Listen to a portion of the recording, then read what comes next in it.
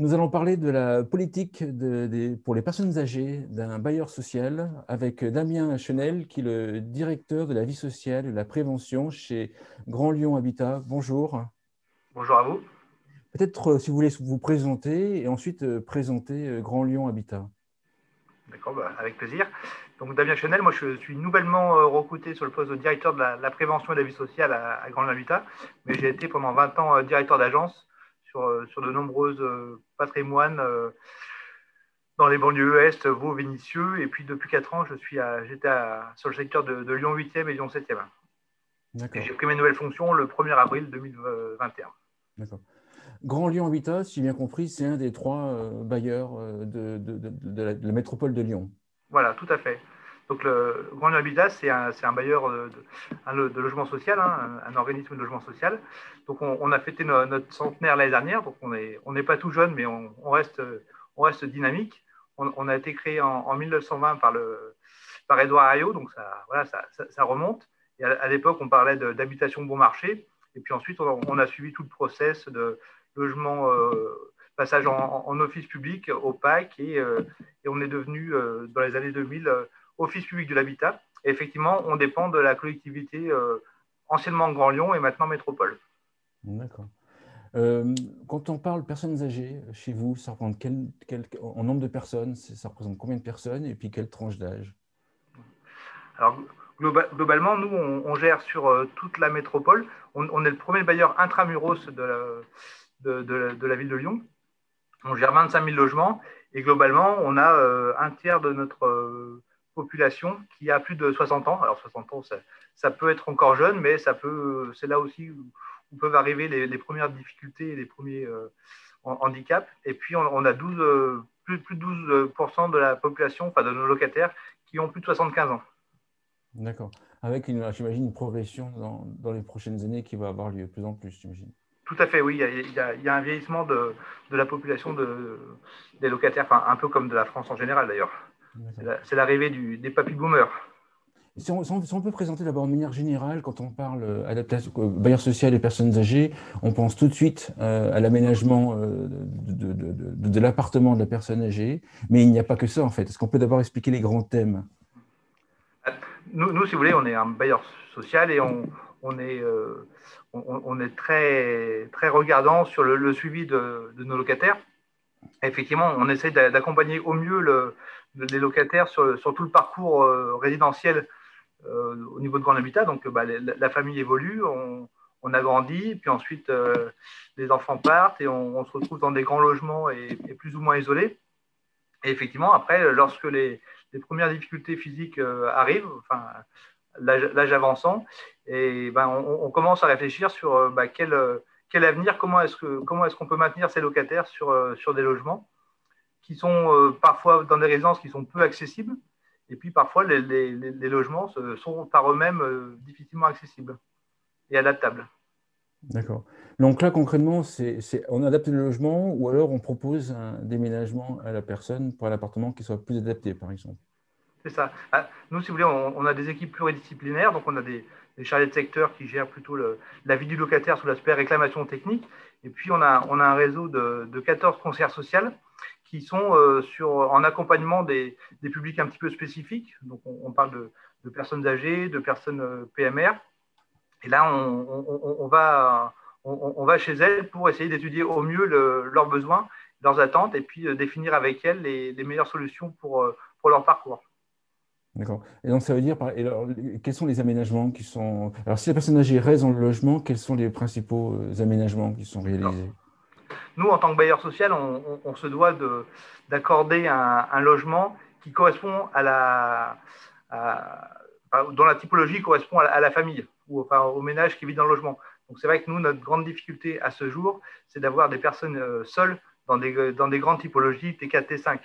Sachant qu'on a une énorme demande pour répondre aux demandes des familles sur ces grands logements. Donc, lorsque la typologie ne correspond pas au ménage, on essaye au maximum de favoriser la mutation, sachant que pour le coup, on fait un accompagnement très, très, très intensif, très attentif et intensif, puisqu'on propose de payer le déménagement, de payer les abonnements. Voilà, on facilite vraiment le parcours, et puis en proposant un logement adapté pour ce type de profil. Donc ça, c'est vraiment la première solution pour nous.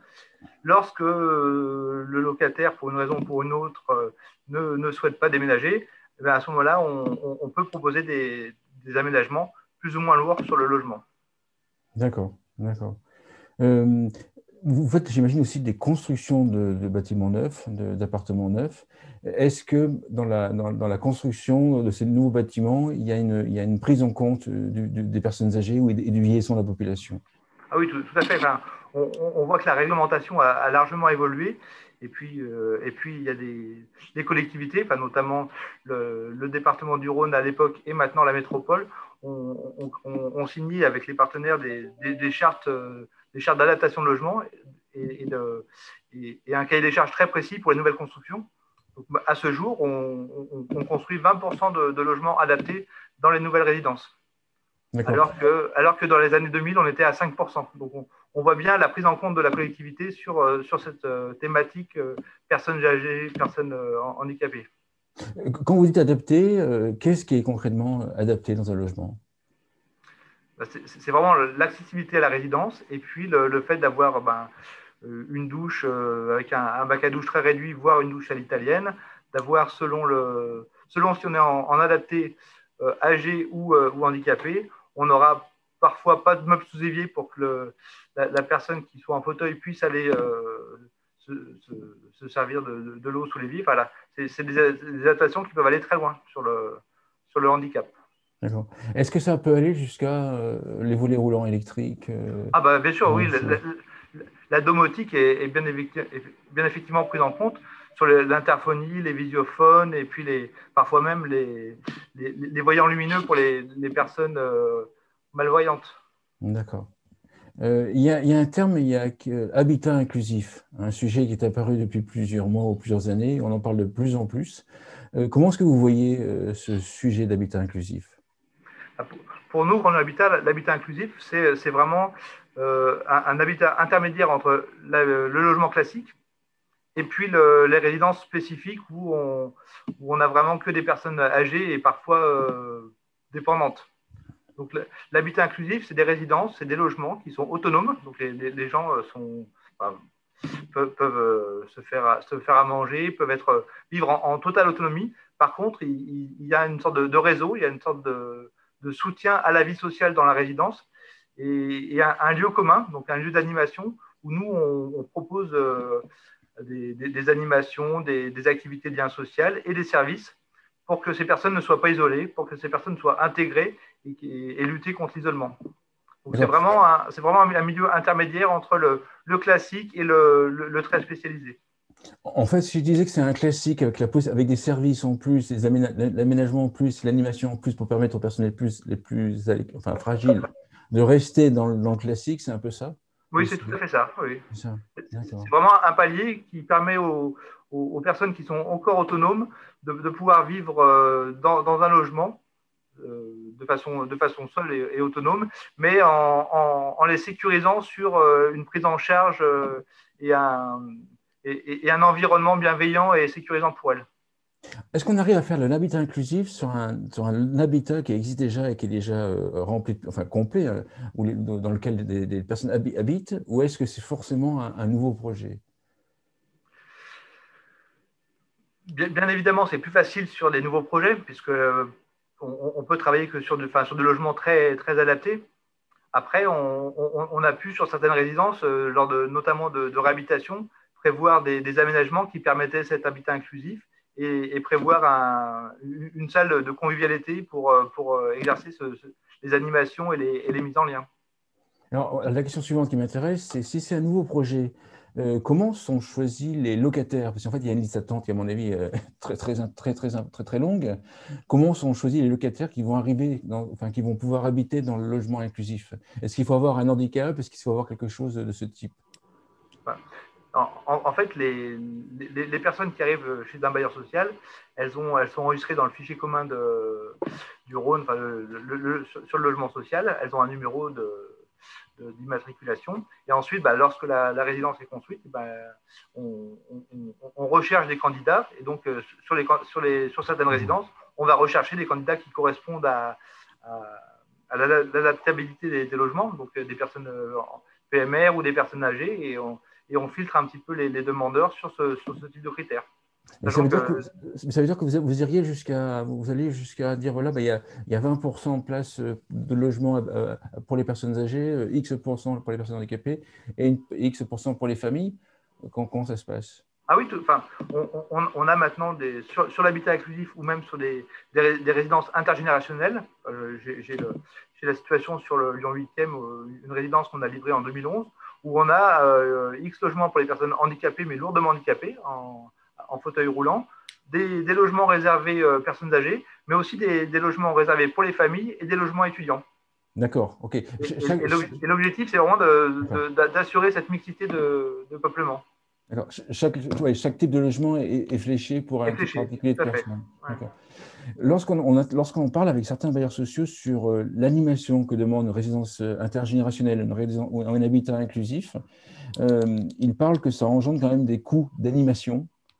Est-ce que c'est vrai déjà? Est-ce que c'est vrai? Et puis, comment est-ce que vous gérez la situation? Oui, c'est clair que proposer des animations, des activités et des services, ça a un coût, hein, bien évidemment. Par contre, on bénéficie de subventions dans ce cadre-là, parce qu'il y a des forfaits sur l'habitat inclusif. D'accord. Et donc, on a des financements pour payer, pour prendre en charge une partie de cet accompagnement. D'accord. Nous, sur 2020, pour donner un ordre d'idée, sur nos 4 résidences inclusives, on a 100 000 euros d'animation. D'accord. Je reviens quand même sur la typologie des personnes. Dans un logement inclusif, donc il y a des logements, on va dire, entre guillemets, pour les familles, hein, classiques pour les familles. Est-ce que vous choisissez des familles qui sont volontaires pour jouer le jeu de l'inclusivité des personnes âgées, ou est-ce que ça se fait naturellement? Sur la résidence dont je parlais, les familles n'étaient pas choisies, parce qu'on ne peut pas choisir des familles qui acceptent ce type d'habitat. Par contre, effectivement, lorsqu'on a reçu les familles, on a essayé de les faire adhérer au projet collectif. D'accord. Parce que les familles, c'était de la persuasion et une sorte de dynamique. Par contre, sur les étudiants, on a pu mettre en lien le bail étudiant avec cet engagement pour eux de s'intégrer et de participer à ces activités d'animation. Ah oui, en échange d'avoir un logement dans un loyer qui soit plus faible que dans le privé, par exemple, voilà. En échange, ils doivent participer à la vie inclusive de la société, de l'habitat. Tout à fait. D'accord. Lorsqu'on parle autre sujet, d'accompagnement du parcours résidentiel, pour vous, quelle est la définition de cette expression? Le parcours résidentiel, c'est ce que j'ai un peu évoqué avant, c'est-à-dire c'est de suivre le locataire ou le ménage dans l'évolution de sa composition et donc lui proposer à chaque moment de sa vie un logement qui correspond à sa composition. Donc un logement qui s'agrandit et puis à un moment donné, peut-être un logement qui s'adapte. Je vous ai parlé de notre réseau de conseillers social. Nous, à ce jour, lorsqu'on travaille sur l'adaptation des logements, on réalise maintenant, parce qu'on a commencé le label Âge d'Or Habitat, c'est un peu le label en interne qui définit cette adaptation de logement pour les personnes âgées ou handicapées. Donc, on a commencé dans les années 2005-2006. On traitait 40-50 logements avec un budget assez faible. À ce jour, on traite quasiment 150 logements par an pour un budget de 600 000 euros. Donc là, on est rentré vraiment dans un service de masse parce qu'on a énormément de demandes d'adaptation de logements. D'accord. Les locataires demandent eux-mêmes de faire adapter leur logement. Ils sont au courant des adaptations qui existent. Comment ça se passe? Pour nous, c'est vraiment travailler dans ce parcours résidentiel. Et à un moment donné, effectivement, lorsqu'on a créé ce label Âge d'Or Habitat, on a fait des communications à nos locataires pour dire: vous êtes en difficulté dans votre logement actuel, on est là aussi pour vous accompagner, donc soit sur une mutation pour un logement qui correspond mieux à vos attentes et à vos besoins, soit adapter votre logement actuel. Et donc, à ce jour, on travaille même avec un ergothérapeute. Et il y a en moyenne 50 ou 60 analyses de situations spécifiques en complément du travail qui peut être fait par nos conseillères sociales pour vraiment adapter le logement par rapport aux spécificités du locataire. D'accord. Lorsque la personne âgée commence à prendre de l'âge, est-ce qu'après, l'accompagnement du parcours résidentiel, ça inclut aussi, on va dire, l'aide à l'organisation, mise en place de services à la personne? Ah bah, tout à fait. Ça c'est vraiment le travail de nos conseillères sociales qui mettent en lien la personne âgée selon son isolement, puisque effectivement parfois les familles sont très présentes et elles n'ont pas forcément besoin de cet accompagnement, mais si elles sont isolées, elles font le lien avec les assistantes sociales et tout le tissu associatif local pour mettre en lien les services. Et par exemple, pendant la période du confinement, on a passé en 2 mois plus de 2500 appels aux personnes âgées de plus de 75 ans et aux personnes handicapées pour savoir s'il y avait pas, voilà, si tout allait bien pour elles et si elles n'avaient pas besoin de services complémentaires qu'on pourrait tisser. D'accord. Et ça permet effectivement de détecter s'il y a des besoins spécifiques ou des situations oui, spécifiques. Ouais. Oui, ça permet de mettre en lien des personnes avec des services sociaux qui pouvaient être en grande difficulté. Et c'est vraiment notre travail de bailleur social qui prend tout son sens à ce niveau-là. D'accord. Enfin, action de prévention, est-ce que vous en faites? Et puis, quel type d'action de prévention il est possible de faire? L'action de prévention, pour nous, c'est que tous nos collaborateurs soient sensibilisés à cet aspect, handicap et vieillissement, pour que lorsqu'on rentre dans une résidence, lorsqu'on rencontre des locataires, on se mette un peu à la place du locataire pour savoir qu'est-ce qui fonctionne et qu'est-ce qui ne fonctionne pas. Donc, on a eu des formations avec des spécialistes, on a même fait visiter des logements totalement adaptés au personnel pour que lorsqu'ils sont confrontés aux difficultés d'une personne, ils puissent déjà être à l'écoute et puis être en amorce de solutions, quitte à passer le relais après à notre réseau de conseillères sociales. Mais c'est vraiment une prise en compte du vieillissement pour que tout le monde se sente concerné par cette thématique, sachant que, quoi qu'il arrive, on y passera tous. Et les personnes âgées, elles sont conscientes, enfin, oui, elles sont conscientes, est-ce qu'il n'y a pas un déni, est-ce qu'il n'y a pas une remise à plus tard, elles sont conscientes de leur situation et elles acceptent facilement ce type d'action de prévention, ou lorsqu'il y a, comme dans beaucoup de partie de la population, il y a un déni?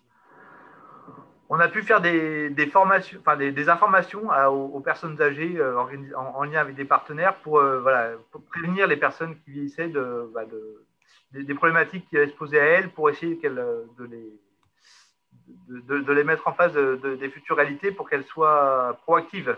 Mais c'est vrai que très souvent, lorsqu'on a les demandes d'adaptation, c'est que la personne est déjà en difficulté. Et c'est vrai que l'objectif pour nos personnels, c'est vraiment d'arriver en amont, et notamment si on veut traiter plus facilement les mutations, c'est ne pas attendre que la personne soit dans la difficulté pour qu'elle puisse encore se projeter dans un nouveau logement. Lorsqu'elle est déjà en difficulté sur son logement, elle a beaucoup de mal à s'inscrire dans un parcours. Bien sûr, bien sûr. Dernière question que j'ai, est-ce qu'on peut imaginer Grand Lyon Habitat faire des résidences 100% pour les seniors? Non seulement on peut l'imaginer, mais on l'a déjà fait. D'accord. C'est-à-dire qu'à ce jour, on a deux résidences pour spécifiques personnes âgées, donc une sur le 5e et une sur Caluire. Et globalement, on a 160 logements dans ce cadre-là. Donc, c'est deux résidences habitat inclusif pour nous. Ah d'accord. Parce qu'en fait, je pose la question parce que jusqu'à la dernière loi sur le vieillissement, il n'était pas possible de sélectionner des personnes âgées pour des appartements très spécifiques. Il n'y avait pas une contrainte de ce type-là qui empêchait ce type d'habitat? Sur la politique d'attribution, on arrive à flécher ces logements et d'attribuer ces logements qu'à des personnes qui sont d'un certain âge. D'accord. J'imagine qu'il va y avoir une demande énorme pour ce type de logement. La difficulté, c'est effectivement qu'il y a une demande énorme et pour l'adaptation et pour ces résidences spécifiques. D'accord. Donc, on peut imaginer que dans l'avenir, il y aura de plus en plus de résidences ou bâtiments qui seront entièrement réservés aux personnes âgées. Oui. Et puis on a pu aussi par le passé construire des bâtiments, des bâtiments EHPAD, mais qui sont gérés par des structures spécialisées. Mais effectivement, l'objectif, c'est d'avoir toute la chaîne et toute la gamme de services qui correspond au vieillissement de la population. D'accord. Une conclusion pour l'émission? Bah, la politique personnes âgées a vraiment pris d'ampleur depuis ces 15 dernières années. Et effectivement, on sent que la dynamique est lancée. On devient proactif et on s'améliore et on innove au quotidien pour trouver des solutions le plus adaptées possible à ces populations, à ces personnes. Et effectivement, l'habitat inclusif, le fait de gérer des résidences où les gens peuvent se rencontrer, mais aussi vivre en autonomie, paraissent une très bonne solution. Et si on arrive à mixer ces locataires avec des étudiants et des familles, ça permet d'avoir une vraie mixité sociale pour le coup, qui peut s'inscrire dans la durée et dans le bon fonctionnement. Et là, on parle vraiment aussi de lien social, d'échange. Et l'objectif, c'est vraiment que les personnes retrouvent une solidarité entre elles. Donc pour nous, c'est vraiment un secteur et une thématique primordiale parce que bon, on a parlé du vieillissement de la population, on va être de plus en plus amené à gérer cette thématique. Et pour nous, l'enjeu, c'est vraiment de prendre les choses en amont pour vraiment favoriser le parcours résidentiel et vraiment adapter le plus rapidement possible, entre guillemets, le logement à la spécificité de la personne, avant que ça soit trop tard parce que voilà, on a encore trop de personnes âgées qui sont isolées dans des grands logements et qui ne sont pas forcément satisfaites de cette situation, mais qui n'ont plus l'envie, le courage de muter et qui, du coup, bloquent ce type de logement pour les familles qui en auraient besoin. Donc, d'où l'intérêt de la prévention. D'où l'intérêt de la prévention. Super, merci Damien Chenel. Je rappelle que vous êtes directeur de la vie sociale et de la prévention chez Grand Lyon Habitat. Merci beaucoup. Merci à vous.